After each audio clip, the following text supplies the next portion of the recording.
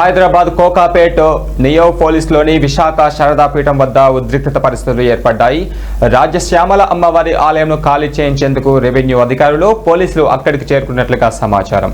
ఈ నేపథ్యంలో హరీష్ రావు పీఠాన్ని సందర్శించి నిర్వాహకులతో మాట్లాడారు.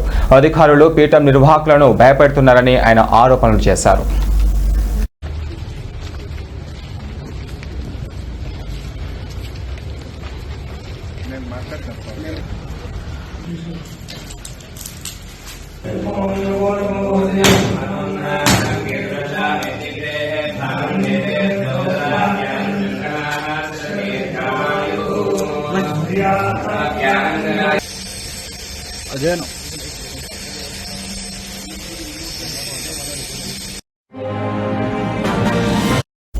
పీఠాలు ఆలయాలు కూల్చడమే పాలన, కూల్చివేతలపై కనీసం ముందస్తు సమాచారం కూడా ఇవ్వలేదు అంటూ హరీష్ రావు విమర్శలు చేశారు. ప్రభుత్వం చట్టపరమైన ప్రక్రియలను తప్పనిసరిగా పాటించాలని, భక్తుల మనోభావాలను దెబ్బతీయకుండా సమస్యకు పరిష్కారం చూపాలని ఆయన డిమాండ్ చేశారు.